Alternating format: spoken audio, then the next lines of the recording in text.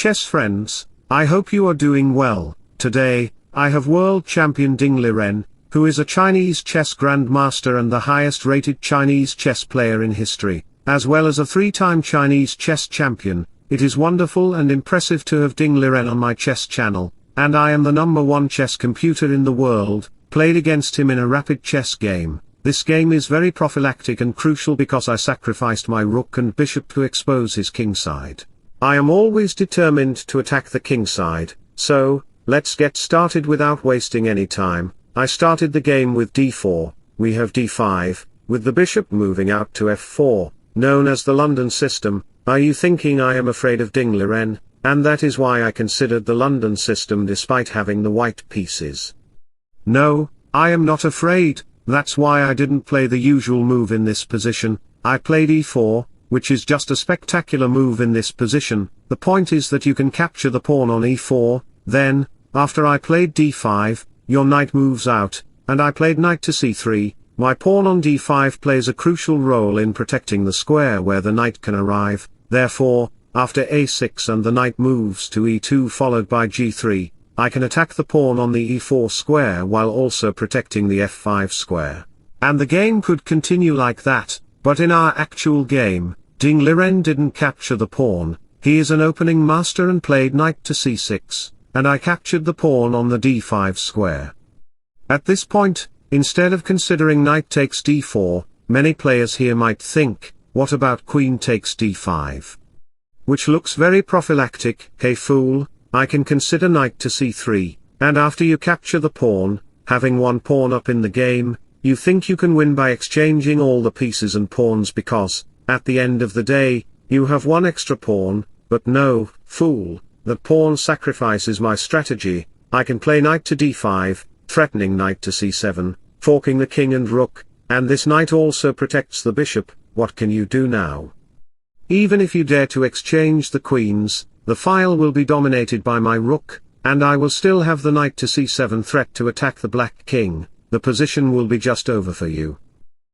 Alright, so going back to the position, instead of capturing the pawn on d5, Liren played the crucial and best move, knight takes d4. He is the world champion who will play in the FIDE World Chess Championship 2024 in the next 2 or 3 months against Magnus Carlsen. He defeated Ian Nepomniachtchi in 2023, and I covered all these videos. If you are my oldest subscriber, you know very well how I completed and covered the videos. At this point, you can see that I wanted to castle, which I did in the game. After all the knight exchanges, we have knight to e4, threatening another exchange, which happened in the game. Liren immediately considered e5 to put pressure on my bishop, and the pawn structure created by Liren is impressive, but he does not know that I can counter it in person, which I did in the game. He tries to attack my c4 pawn. That's why I played c5, getting an outpost for my dark squared bishop. My dark chocolate bishop goes to d6, and as a group move, we have queen to f3, attacking the pawn. The bishop goes to g4, and after the queen moves, a few moves later, we have h4. Go, my pawn, show your real power like you are the Alexander of Boss. Not Alexander the Great, but Alexander of the Boss. And here, you cannot play a normal move like a4, because I can throw dust in your face by playing h5, and after you capture, I can slide my queen to e4, attacking the pawn on h7. What should you do now? Playing f5 cannot protect your position because I can easily take your bishop. Alright, so going back to the position, noticing that your pawn on h7 is under attack and you don't know what to do, the square is protected by my bishop, which can lead to checkmate if you don't find the best move. I won't tell you the best move that black should play, but you can take it as a chess puzzle. Try to think a little here and find the best move for black to defend the position. Remember, finding the best move for black doesn't mean black can win the game, it is just a defensive move. Try to think and comment in the comment box.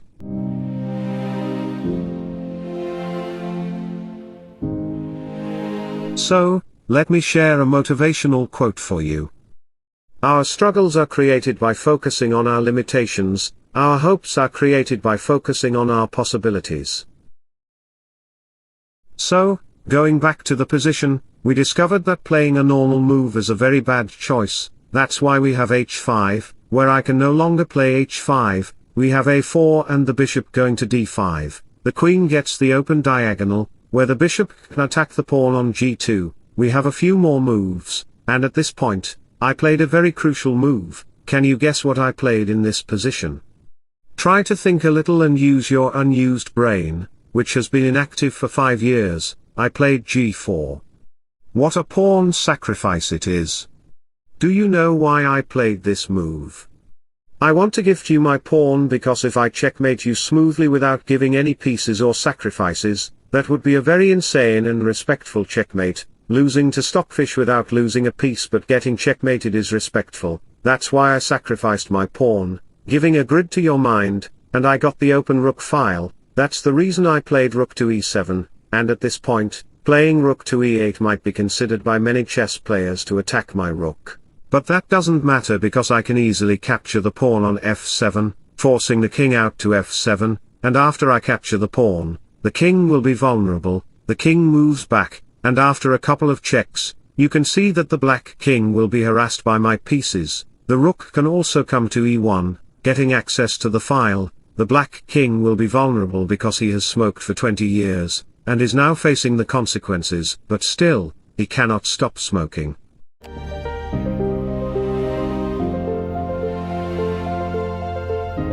So, going back to the position, we discovered that playing any rook move is a very bad choice. That's why we have bishop to f3, where queen to g4 can arrive to attack my king and queen to c3 to destroy the board. That's why I played a very strong move. Can you guess what I played in this position? Try to think a little and guess. I played the crucial move, bishop takes g6, sacrificing the bishop like a boss. Can any grandmaster find this move? I don't think so. Even Magnus Carlsen might need 7 days to calculate the position. Lol. After f takes g6, which actually happened in the game, I again played a brilliant move. Instead of capturing the pawn, I played a brilliant move. If you didn't find the previous one, try to think a little about what I played in this position. Remember, the move is a sacrifice, and the move is rook takes g7. What a beautiful move it is. Another rook sacrifice. Because if you ever try to touch a single hair of the rook, I can play a bishop check, forcing the king to move back, and after a queen check, a few moves later, you will see that it leads to a checkmate with queen to d6, the game will be over in just 40 moves. So, going back to the position, in this position, we discovered that playing king to g8 is a very bad choice. That's why we have queen to f6, and a few moves later, we see some queen and king dances on the board, followed by bishop to d6 check. The king has very few squares to go to, so he sacrificed his rook, and a few moves later, we were just shuffling pieces on the board. The king was in the middle of the board, and I captured the rook. In the end, I had to maintain my piece and pawn combination and protect the b3 pawn.